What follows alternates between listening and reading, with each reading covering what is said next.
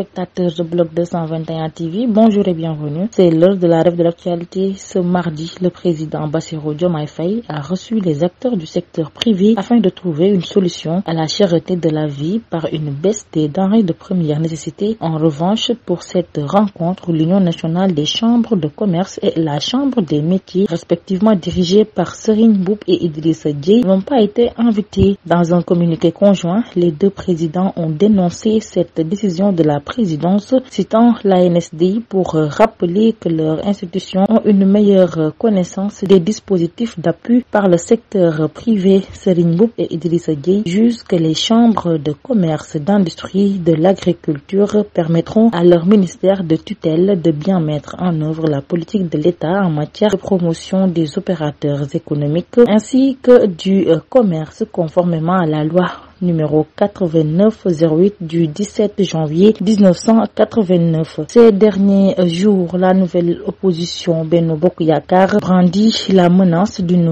notion de censure pour destituer le gouvernement du président Bassirou Diomaye Faye et de son premier ministre Ousmane Sonko. Pour Adji Mergane Kanouté, vice-présidente du groupe parlementaire de Benno Bokk Yakaar à l'Assemblée nationale, tout va dépendre de la déclaration de politique générale d'Ousmane Sonko devant les députés. En décembre 2022, les députés de PASTEF avaient introduit une motion de censure contre le gouvernement de Amadou Ba, mais la motion de censure a été rejetée après que la majorité des députés ont voté contre à l'Assemblée nationale. À noter que le chef du gouvernement et leader du PASTEF dispose désormais d'un délai de 3 mois pour faire sa déclaration de politique générale avant les parlementaires. Drame à Yeumbeul Sud dans la nuit du samedi au dimanche au quartier Médinatoul Mounawara. Le corps sans vie de Mbaye Gueye, âgé de 6 ans, a été retrouvé sous les décombres après l'effondrement d'un dalle. Selon nos informations, l'accident s'est produit dans l'une des chambres situées au rez-de-chaussée où vit la famille. La dalle s'est effondrée brusquement, prenant au dépourvu tous les membres de la famille qui se trouvaient à l'intérieur. Le chef de famille et sa femme ont miraculeusement survécu, bien que grièvement blessés. Pour rappel, le corps de l'enfant a été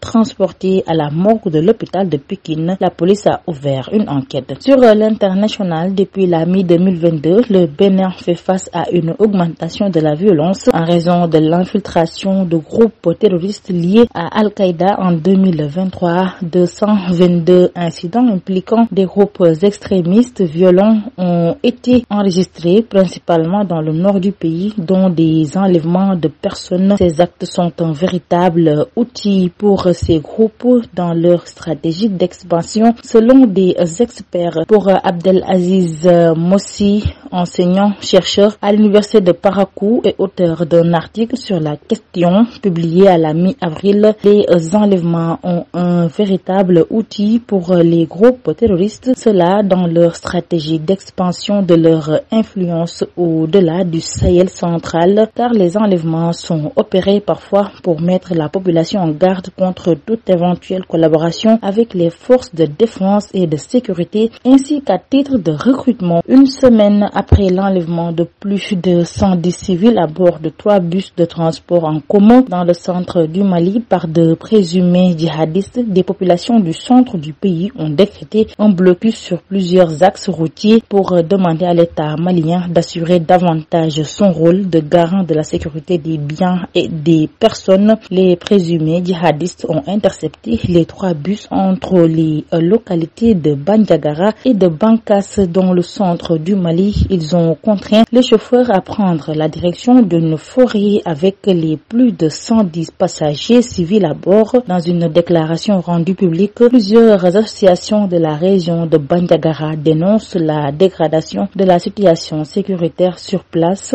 La région de Bandiagara est plongée dans le doute, le cauchemar, lit-on dans la même déclaration qui évalue à plusieurs centaines de nombre total de civils kidnappés ces dernières semaines, toujours dans le centre du pays. L'île de Taïwan a été frappée ce mardi à l'aube par un nouveau séisme de magnitude 6, a annoncé son agence météorologique après avoir enregistré lundi plusieurs secousses. Ce tremblement de terre l'affaire est survenue à 2h26 locales. Plusieurs secousses ont frappé Taïwan lundi dès l'après-midi. La plus forte à 17h08 a eu une magnitude de 5,9 selon l'agence météorologique taïwanaise. En sport, face à Manchester City samedi dernier en demi-finale de la FA Cup, Nicolas Jackson a eu plusieurs occasions franches pour marquer. Malheureusement, l'international sénégalais a été inefficace et Chelsea l'a payé en fin de match en encaissant un but. Après l'élimination des Blues, l'attaquant a été victime de racisme sur les réseaux sociaux. Plusieurs personnes ont insulté l'attaquant en lui reprochant ses occasions manquées. En conférence de presse d'avant-match de ce mardi face à l'Arsenal, Mauricio Pochettino est monté au créneau pour défendre son joueur sur les occasions manquées et pense qu'il va s'améliorer d'ici